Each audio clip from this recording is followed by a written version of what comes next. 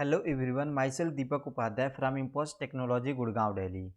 Today I will demonstrate you how to design a Graphene nanoribbon device structure by using Device Studio interface, and also I will show you how you can analyze the various electrical property from the created structure. So let's get started. This is my Device Studio, that is a graphical user interface for this NanoDCAL and RSKY software. So I would like to click on file, and in the file you can see this is for creating the new project. You can open your existing project, you can save your project, you can design a new device structure, crystal structure, molecule. This software have two options to import the material. Either you can import the material from local database, or either you can import the material from online database. So I would like to click on import local, and in the import local you can see 0D material, 1D material, 2D material, 3D material and organic material is there. So this is the 0D material, some molecule amorphous crystalline is there, and this is the 1D material where you can see some nanotubes, different combination of crawl vectors. This is the 2D material where you can see some novelty material, arsenic, bismuth, black phosphorus, and this is the graphene. This is the 3D material where you can see conductor, insulator, layer material, magnetic material, metal oxide, novelty material and semiconductor is there. So this is the conductor, pure metals, and this is the pure metals. This is the insulators, this is the layer materials, this is the metal oxide, this is the metal oxide, this is the novelty material, some perovskite and topological insulator is there. This is the topological insulator, and this is the semiconductor. So the conclusion is all about that this is the material database that exists inside this software. So I would like to click on 2D material and select this graphene, and I would like to import this graphene. So I have imported this graphene from my local database, and to make a graphene nanoribbons you can click on the build option, and in the build option you can see multiple options are there. So you can design your structure as per your need. So I would like to click on graphene nanoribbons. Here you can choose the bond length, you can also passivate with hydrogen atoms, you can define the crawl vector and an em value. So I have selected 4x4 and click on the preview option. So this is the 4x4 graphene nanoribbons. So I would like to click on build. So this is the 4x4 graphene nanoribbon structure, and this structure is quite thin, so it is better to increase the length in the direction of C. So I would like to click on build option and go to the redefine crystal, and here I would like to increase the length in the direction of C 40 times. So 14 times in the direction of C and click on preview.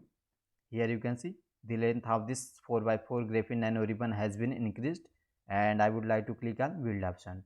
This is the 3D view where you can see XY view, XZ view, YZ view, YX view and ZX view. So this is the Z axis of this graphene nanoribbons.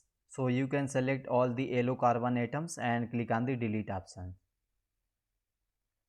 Click on hydrogen passivation to passivate the carbon atoms, and you can remove the unnecessary hydrogen atoms from both sides and click on the delete options. So you can remove like that. To remove the vacuum from this structure, I would like to click on convert to crystal options, and here you can remove the vacuum in the direction of A, direction of B, and you can click on the build option. To make it centrally fit, you can click on the center option, so the atom will be in the center position. And to make a device structure, click on the convert to device option, and here you can select the electrode like left electrode, right electrode, bottom electrode, top electrode, front electrode, back electrode. Since here there is a two terminal devices, so you can select left electrode and right electrode, and you can change the electrode value as per your need. You can click on the preview option, and here you can see the device has been created. I would like to click on the build option. So this is the 4x4 graphene nanoribbon based device structure. If you want to simulate this graphene nanoribbon structure, so you can click on the simulator, go to the NanoDCAL, and here you can select the SCF calculation. Here you can define the electron temperature, cutoff energy, exchange correlation, LDA, GJK, point sampling, contour integral. You can also define the electrode, left electrode, right electrode. This is the iteration control. Also you can define density matrix, Hamilton matrix, total energy, This is the basic setting. So you can define the arrangement by element, by atom. This is the Howard atom. Some SPDF combination is there. And if you want to include the spin tonics application like collinear spin, German spin, so you can select. So I would like to click on the generate file. So after clicking on the generate file, in the project window you can see the SCF input for device, left electrode and right electrode has been generated. So you can click on the SCF input and click on open with. So this is the script that automatically generated once you click on this generate file. To analyze the parameter from this Graphene nanoribbons, you can click on the simulator, go to the NanoDCAL, and here you can select the analysis part. You can choose the parameter like density of state, effective potential, total energy, scattering state, transmission, photocurrent, IV calculation, charge, electron density, potential, conductance, thermoelectric current, Seebeck coefficient. So I would like to select thermoelectric current. This is the conductance, this is the transmission, this is the potential, and I would like to click on this generate file. To simulate the property, you can click on the SCF input, click on the run option, and here you can define the number of parallel cores. Suppose 5 core, 10 core, 15 core. So there is no limitation of core. You can define up to 128 cores, and you can click on the run option to run the job.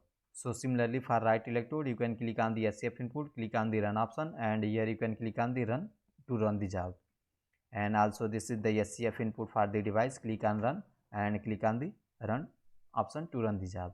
So you can run all the input parameter in the queue condition, like when the SCF input for the left electrode has been finished, then the SCF input for right electrode will start automatically.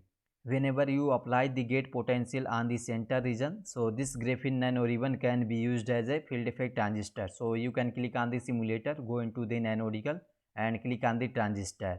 Here you can define the thickness, gate voltage, biasing voltage, and this is the field effect transistor. So you can wait until the calculation has been finished. In the bottom of the page you can see all the calculation has been finished and their output has been generated. So you can click on the effective potential, click on show view, and this is the effective potential of this graphene nanoribbon structure. This is the 3D viewer, and if you want to show the 2D, click on 2D, and this is the 2D view along x-axis, y-axis, z-axis, and this is the stereoscopic display along z-axis, y-axis, x-axis. This is the 1D view of this graphene nanoribbon structure. This is the transmission. You can click on the show view, and this is the transmission of this graphene nanoribbon device structure. So if you want to export or raw data, so you can click on the export option, and here you can select the types like in which format you want to export, like PNG, JPG, BMP, PDF, text. So any format you can select and you can export. So this NanoDCAL is also integrated with MATLAB. So I would like to open my MATLAB. So this is the MATLAB. So you can relocate your project. This is the project, and you can select the folders. This is the output file that I have simulated in NanoDCAL software. You can double click on the thermoelectric current.mat file, and here you need to type the data. Again you type the data thermoelectric, and this is the value of this thermoelectric current. Again you can click on the conductance and current.mat file, and here you can type the data, and this is the value of conductance, this is the value of current, and this is the value of voltage. So if you want to design a conductance versus voltage graph, so here you need to write the script, like this is the script. This is the script for conductance, and here you need to run this file. After running this project, here you can see the conductance versus voltage graph has been plotted. Also you can plot your graph in the MATLAB application. So thank you for watching this video.